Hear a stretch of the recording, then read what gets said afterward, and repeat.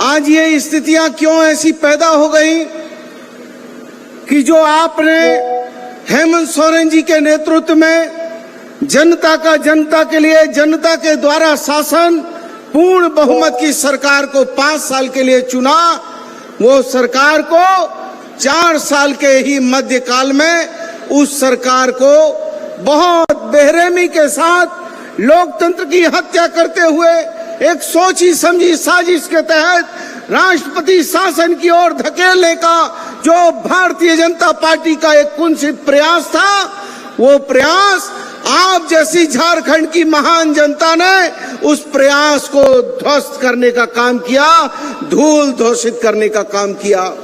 जब हम अपने पूर्व मुख्यमंत्री हेमंत सोरेन जी के नेतृत्व में झारखंड की इबादत लिख रहे थे, झारखंड के अंतिम पायदान पर खड़े व्यक्ति के चेहरे पर मुस्कुराहट लाने के लिए हम लगे हुए थे। चाहे वो सर्जन पेंशन स्कीम का मामला हो, चाहे वो ओल्ड पेंशन स्कीम का मामला हो, चाहे वो हमारा जो है पोटो हो खेल योजना हो, चाहे वो नीलांबर पितावर जल समृद्धि योजना हो, चाहे वो विदेशिया जो है छात्रवृत्ति योजना हो, चाहे 2021 की औद्योगिक नीति और 2020 की खेल नीति हो, तो हम सभी चीजों पर हम बहुत मजबूती से आगे बढ़ रहे थे।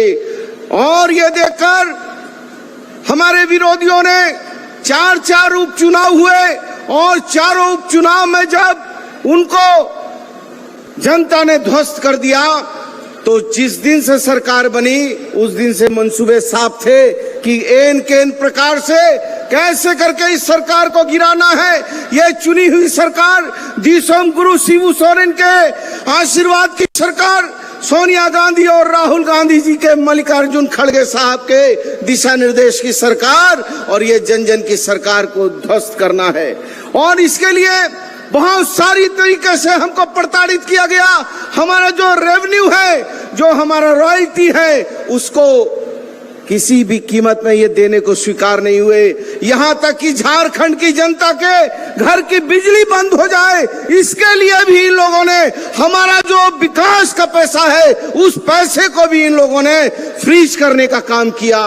और साथ ही साथ जो प्रधानमंत्री जी कहते थे कि जिसके पैर में चप्पल नहीं है उसको हम जहाज में देखना चाहते हैं, वो कहते थे। लेकिन हमारे मुख्यमंत्री हेमंत सोरेन जी ने अपने कार्यकाल में जो हमारे पत्रकार भाई जिनको कहते हैं प्रवासी मजदूर, हम उसको कहते हैं झारखंडी भाई, हमारा झारखंड का बेटा, झारखंड का लाल, उसको जहाज में बैठाकर सुरक्षित लाकर उसको जो है यहाँ सुरक्षित रूप से काम देने का काम किया। और जब 2021 में प्रधानमंत्री जी ने हमारा जो है गरीबों को प्रधानमंत्री आवास से वंचित करने का काम किया, तो हमारी सरकार चिंतित हो गई। राष्ट्रपिता महात्मा गांधी कहते थे कि भारत की आत्मा गांव में बसती है, भारत की आत्मा किसानों में बसती है, भारत की आत्मा मजदूरों में बसती है।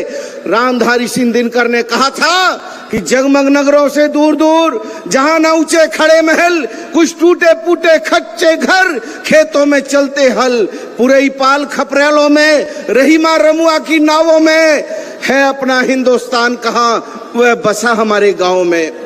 तो आज हमारे मुख्यमंत्री ने, पूर्व मुख्यमंत्री जी ने और वर्तमान मुख्यमंत्री जी ने ये सोचा कि हम अपनी कुव्वत से, अपनी मेहनत से हम अपने झारखंड के लोगों को अब आवास देकर उनकी जो टूटी फूटी जो त्रिपाल में रह रहे हैं, झोपड़ियों में रह रहे हैं, उनको 3 रूमों का आवास देंगे।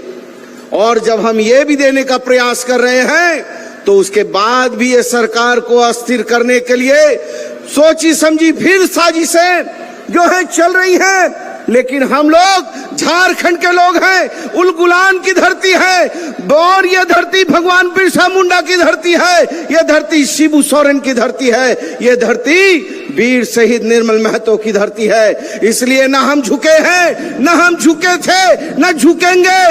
लड़े थे, लड़े हैं और उलगुलान करेंगे।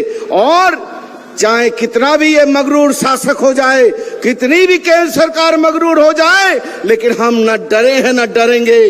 कहते हैं कि जब जुल्मतें बढ़ जाए हद तक एक लौह जलाना लाजिम है। जब हाकिम ही गुमराह करे आवाज उठाना लाजिम है, और जब हाकिम से कातिल हो जाए, हर लब पर पहरा हो जाए, सहमी सहमी गलियां हो, खौफ का आलम गहरा हो, आवाज उठाना लाजिम है, आवाम जगाना लाजिम है। तो हम अपने मुख्यमंत्री चंपाई सोरेन जी के नेतृत्व में आवाज भी उठाएंगे, आवाम को भी जगाएंगे, और हम न डरेंगे न झुकेंगे। आप सभी लोगों को बहुत जोहार। लास्ट रे जाते को सुमिन के दुलाड़ सांगूर जोहार जोहार जोहार।